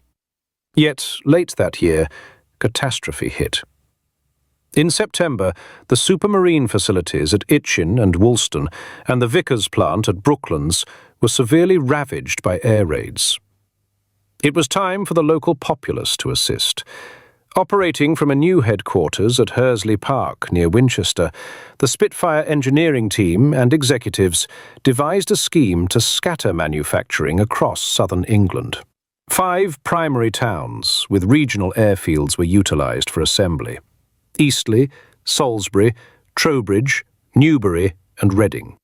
Component fabrication was shifted to neighbourhood workshops, ranging from laundries and bus depots to auto shops. To coordinate this massive endeavour, Sir James Bird, the figure who had sold Supermarine to Vickers, was appointed general manager. In Southampton alone, over 3,000 civilians participated in crafting Spitfire components. Within these improvised and widely scattered locations, over 8,500 machines were constructed throughout the conflict. At Vickers, the narrative was identical. Nearly 90 regional businesses assembled exceeding 2,500 Wellingtons, remaining in use long after the Weybridge facility resumed production. The Spitfire was also manufactured in numerous variants during the hostilities. The The Supermarine Group, under the direction of Joe Smith, who had replaced Mitchell as lead engineer, refined and boosted the Spitfire continuously to satisfy RAF needs. Indeed, the Mark I Spitfire had already experienced several modifications from Mitchell's prototype. An enhanced Merlin II motor was installed. A tailwheel superseded the skid, and novel engine exhausts were utilized. The breadth of Spitfire evolution was immense during the Second World War. The perpetual quest for additional speed, primarily the territory of Rolls-Royce technicians, required matching enhancements regarding its efficiency as a combat instrument. Consequently, whenever a fresh engine became available, other refinements were integrated and new weaponry was attached. Cannons, rockets, and bombs were utilized in the diverse roles of fighter and ground attack aircraft. High-speed, unarmed variants proved highly successful for photographic reconnaissance. So many people ask me, what was your favourite Spitfire? I say straight away, it just depends what you want me to use it for. Is it for firepower, is it for performance, or for handling? And for handling, I would have thought the Mark V with the 24-pound boost engine. With that aircraft, it's the only Spitfire that I flew that you could take off almost from the tarmac in less than 200 yards, pull it up as if going for a loop, and at the top of the loop be able to do a slow roll and then continue upwards to 5,000 feet before you started your show. And that aircraft could be flown at the top of the loop before you started to commence the roll, at 15 to 20 miles an hour below its normal stalling speed with the 24-pound boost, and providing you kept the aircraft absolutely positively between negative and positive G. If you put too much G on, positive G, you'd flick. If you didn't have enough of the other, the engine would obviously cut, and the same thing would apply. It's a little bit tricky, but it's the only aircraft that I ever flew, only Spitfire that could do that. At sea, the naval version, the Seafire, became an effective carrier-borne interceptor for the Fleet Air Arm, a function never contemplated during the aircraft's original conception. It was delightful to fly. It had no nasty characteristics at all. It was well armed. It was a potent flying machine. And it had everything that one could wish for, really. One has to say, of course, it was not the best machine for work in the Fleet Air Arm, because it was really not rugged enough for that sort of work. But in spite of that, it served us very well. Likewise, evolution was necessary to guarantee that the machine would be suitable for the climatic extremes and terrain found in all theatres of war. The bitterly freezing winter of 1944 in Europe was as taxing as the steaming humidity of Southeast Asia, yet the Spitfire managed to cope. Throughout all this progression, however, the Spitfire's primary duty remained always as a frontline interceptor for the RAF. Development proceeded methodically, with the most recent variant, the Mark V, appearing in February 1941. However, by year's end, progress was interrupted. Since spring 1941, RAF Fighter Command had gone on the offensive, conducting fighter sweeps across France and escorting small bomber formations. Both operational types were designed to lure German fighters into battle and keep them in France, away from the Eastern Front.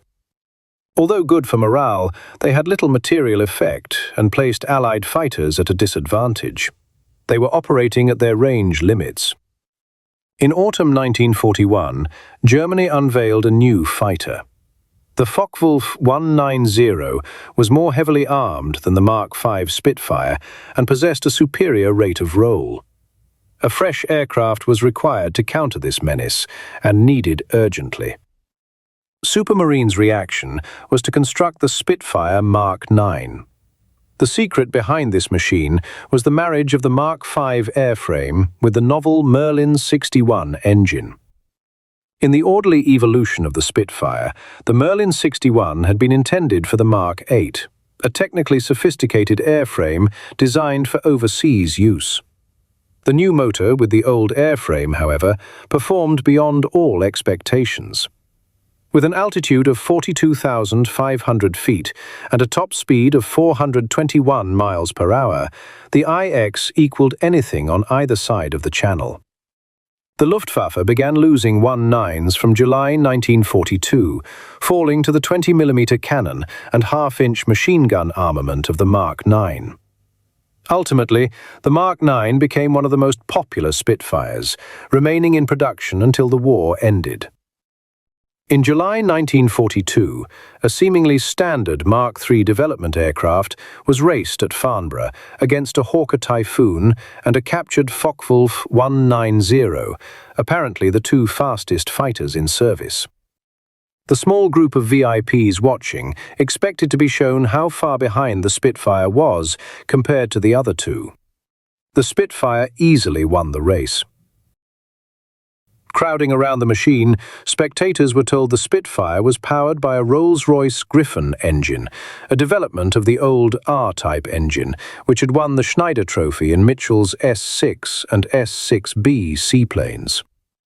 Almost immediately, an order was placed for 100 of these aircraft to be designated the Spitfire Mark XII. They were developed alongside the Mark IX and used mainly for low and medium-level reconnaissance and ground attack. Once Geoffrey Quill and I sat down together and we were discussing this, which was our favourite Spitfire. And I said to him, now let's tell each other, let's get a piece of paper and scribble down our favourite marks. And we both put down the same mark, which was the Mark XII. Which was a Griffon engine with the clipped wings. And it was a delightful hour at low level. It wasn't terribly good at high altitude, but the later marks were specifically developed for high altitude work, but it was for sheer flying exhilaration. It was terrific. From this point, although Merlin engines continued powering thousands of Spitfires, the more powerful Griffon would be used in most new versions. The chronicle of the Spitfire would be incomplete without citing two men who contributed so largely to its evolution. The first was Geoffrey Quill, who piloted the winner at the Farnborough race. The second is Alex Henshaw. But Geoffrey was not only a fine pilot, a very fine test pilot. He was also had a very fine grasp of the English language, was extremely articulate, and whatever he experienced in the air with any aircraft, he could elucidate to the technicians on the ground exactly what he felt and what they should be seeking. And he was a man who was extremely intelligent, very well educated and qualified as an engineer, as well as being a pilot. So that he was able to fly an aircraft and produce a really useful assessment of, its performance capabilities and so on. And that was, well, critical. Had it not been for Geoffrey Quill, I doubt very much whether I would have flown the Spitfire at all as a test pilot, because although I'd been invited to join Vickers Armstrong at the outbreak of war at Weybridge on Wellingtons, I was so disenchanted that I resigned, and but for Geoffrey Quill's intervention and coming over straight away, I doubt very much whether I would have remained at Vickers Armstrong. Over 11,000 Spitfires and 300 Lancasters were produced during the war at Castle Bromwich. Every one had to be tested before delivery to a squadron. It was totally absorbing, because if you were doing your job properly, there was always something, either with the engine or the airframe, at some phase in the test flying schedule, either in the diving, in the taking the aircraft up to its rated altitude to check the power and all the auxiliaries relating to the power output. And then, of course, the aerobatic sequence, the balance of the controls. Henshaw and his hand-picked team of test pilots flew over 9,000 hours, comprising over 33,000 Spitfire test flights, as well as those of other aircraft. But the Spitfire was unique. It was unique because most low-wing monoplanes behave perfectly in the air, but many of the low-wing monoplanes, when you came into land, depending on your load configuration, would be a little bit tricky on the actual touchdown due to the flow from the wings over the empennage. But the Spitfire, by virtue of its wing, the little twist in the wing, the flow over the empennage, you could land that under any conditions with a high angle of attack for a 3-point landing. And unless a silly thing like a camera door on the root end of the starboard wing was open, it would put down absolutely perfectly. No, the first time I flew the Spitfire, to me it was straight away, it's a thoroughbred. The Spitfire and the Wellington were both unqualified successes. Throughout the war, the teams led by Joe Smith and Geoffrey Quill at Supermarine and Rex Pearson, Barnes Wallis and Sir Robert McLean at Vickers worked ceaselessly with the complexities of design, improvement and construction of these classic aircraft. But it would be wrong to assume no other development work was done. At Vickers, Wallis's tireless mind constantly conceived new ideas. When not working on a new aircraft, he would turn his attention to bombs. The lack of success of early bombing raids was partly due to flawed tactics, but also the lack of penetrative bombs. German war production was dispersed, with too many factories to hit. Many were buried into mountains and virtually impossible to destroy.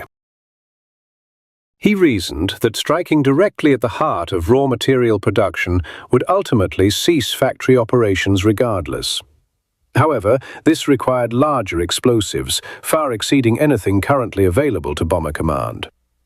Virtually all manufacturing relied on 3 staples: coal, oil, and water.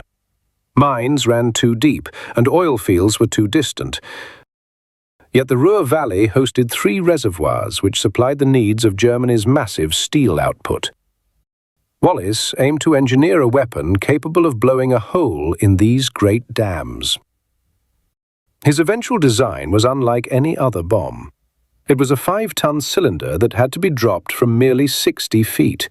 It would then skip its way to the mark before sinking to a level where it would explode. On May 16, 1943, the specially formed 617 Squadron breached 2 of the dams, causing substantial damage to farmlands, factories and mines. Though the dams were repaired within 6 months, and the weapon was never used again, Wallis had shown that heavier bombs dropped with pinpoint precision could be stunningly effective against special targets. He went on to develop bigger and bigger bombs that were normally dropped by the same squadron. His 12,000-pound tall boy was used to sink the Tirpitz and destroy concrete U-boat pens. Towards the end of the war, his massive 22,000-pound Grand Slam bombs destroyed many bridges and viaducts serving the German front line, completely disrupting communications. It is hard to believe that most of Wallis's work on bombs was done in his spare time, away from designing aircraft for Vickers. Vickers produced 2 further aircraft during the war years, and both suffered from problems beyond their control. The first was the Warwick, originally developed in tandem with the Wellington as a heavy twin-engine bomber. 3 engine changes were needed before the Pratt & Whitney Double Wasp was selected. But by 1942, the need for the twin-engined heavy bomber had long since disappeared. Although 845 were built, not one production aircraft ever reached a bomber squadron, most of the examples being transferred to air-sea rescue, transport, and meteorological duties. The second was the Windsor, a much more advanced aircraft. A 4-engined high-altitude bomber, the Windsor first flew in October 1943. One novel addition to the second prototype was remote-controlled rear-firing guns mounted in the outboard engine housings, controlled by an operator using automatic gun-laying radar.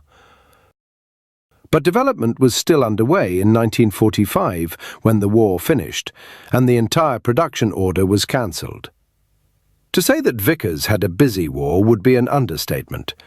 Production had continued at full speed throughout the years, and it would seem reasonable to assume that they deserved a rest. But the company came out of the peacetime starting gate at full speed. As early as 1944, Vickers had developed 3 possible commercial versions of their primary aircraft, rightly assuming that the post-war emphasis would be on civil rather than military flight. The most promising of these was the Wellington, designated the VC-1. As a short-haul freight and passenger aircraft, the VC-1 could supplement the DC-3 Dakota, by a long way the most numerous transport aircraft available. But it had a greater payload.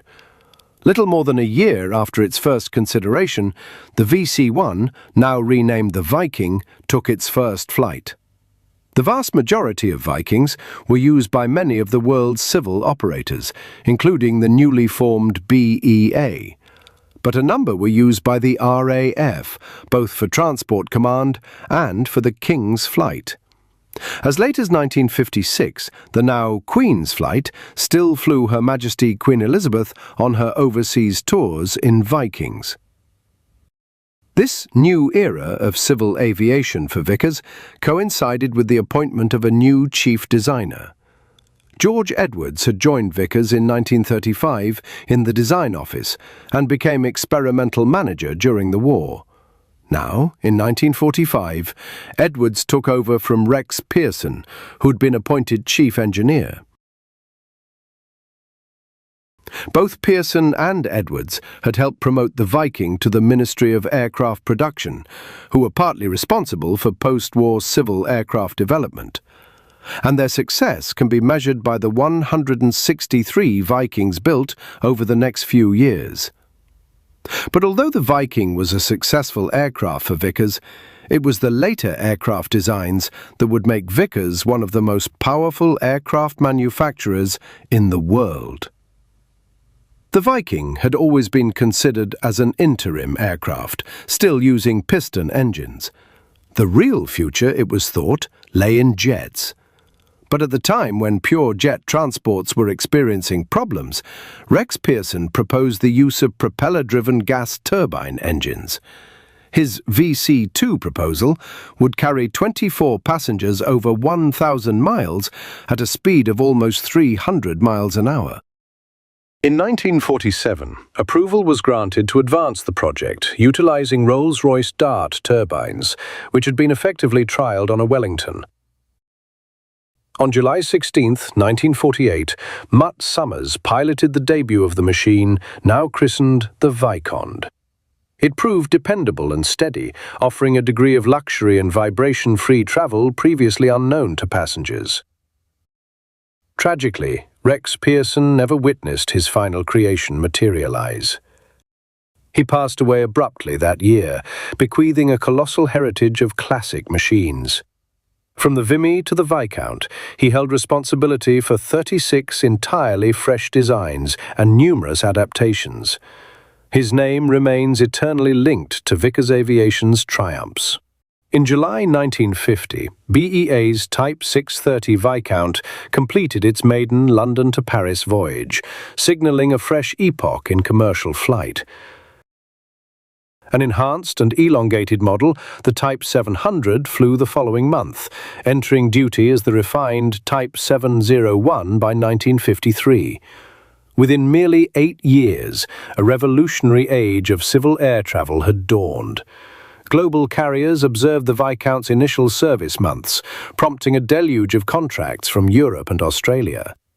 Yet the Trans-Canada Airlines deal truly unlocked the globe for Vickers. Penetrating the American sector with the premier gas turbine airliner was a significant victory. By December 1953, a secondary assembly line emerged at the Vickers facility at Herne, near Bournemouth, where eventually over 60% of the fleet would be manufactured. The Viscount was undeniably among Vickers' most critical productions. 445 units generated £177 million, with over 80% exported. They served 60 operators across 40 nations, including the lucrative North American market. Perhaps the finest homage is that several Viscounts remain operational as freight and mail haulers nearly 50 years post-debut. How could Vickers succeed the Viscount? Its heir, the Vanguard, was swifter, larger, accommodated more travellers, and, critically for the early 1960s, more economical to operate. Merely 43 were constructed, yet they proved pivotal in introducing budget tourism to a generation of vacationers. It may appear post-war Vickers focused solely on liners. However, like Supermarine, they maintained deep ties with the RAF. Peacetime contracts were sparse. 1945 witnessed a demobilization akin to 1918 until the Soviet menace materialized during the 1948 to 1949 Berlin airlift. In logistics, Dakotas persisted until replacement became necessary, with most returning to America under Lend-Lease terms. Since the RAF possessed Vikings, engineering a dedicated Marshall variant was logical. The Valetta was tasked with diverse duties: troop transport, paratroop and cargo deployment, ambulance, and even glider towing. Commissioned in 1949, Valettas superseded Dakotas in UK, Middle East and Far East transport commands. In Malaya, they proved indispensable, dropping provisions to anti-insurgency troops in the jungle, utilizing the expansive portside doors. The third Viking derivative was the Varsity, a specialized aircrew tutor replacing the Wellington T-10. For 25 years, aviators destined for Shackletons, Washingtons, Hastings and Britannias homed their craft in Varsities, which eventually trained V-bomber teams. The final Marshall aircraft bearing the Vickers badge signaled a radical new chapter. The post-war geopolitical landscape destabilized rapidly.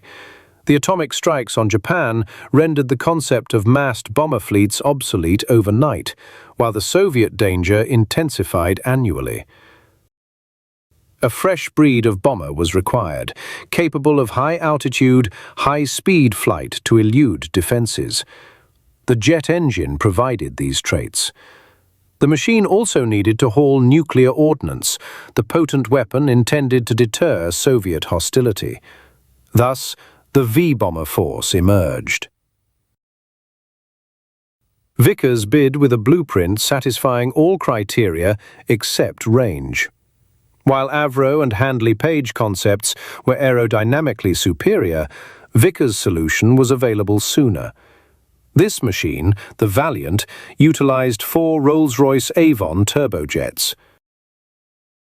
Cruising exceeding 500 miles per hour with a 54,000-foot ceiling, it appeared invincible. Equally vital was the cavernous bomb bay designed to accommodate massive nuclear gravity bombs. The Valiant debuted in 1951, and within 4 years was in operational service. Ultimately, a decade post-war, Bomber Command finally acquired the frontline machines required to contend in the modern era. The Valiant's combat debut occurred at Suez in 1956, performing admirably despite crews still acclimating to the jet. That same year, a Valiant released Britain's initial atomic device, succeeded by the first hydrogen weapon in 1957. Everything appeared positive for the Valiant, now accompanied by the Vulcan and Victor. Yet in 1960, an American U-2 scout plane was downed over the Soviet Union at 60,000 feet. Abruptly, the V-force appeared exposed.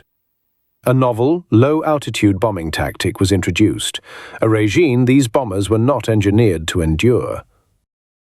The Valiant suffered first. Stress-related metal fatigue was detected in the spars, and the fleet was hastily retired. Yet it secured its place in RAF chronicles as the pioneer V-bomber shielding Britain during the Cold War. In 1951, the state requested Vickers evaluate a transport variant of the Valiant.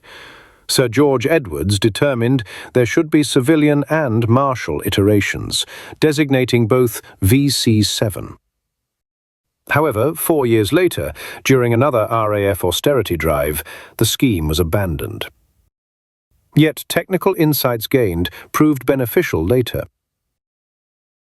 After the Vanguard, Vickers shifted focus to a jet successor for the Viscount. Numerous elements of the cancelled VC-7 were retrieved. In 1957, BOAC released a requirement for a jet servicing African and Australian lanes, and Vickers' fresh concept was customised to suit. By 1962, the machine was flight-ready. Coded the VC-10, it featured 4 rear-mounted Rolls-Royce Conway turbines, accommodated 115 to 135 travellers, and boasted a 6,000-mile range at exceeding 500 miles per hour. The VC-10, being a British product and one with some very fine features to it, was a great uplift for BOAC and indeed for our passengers.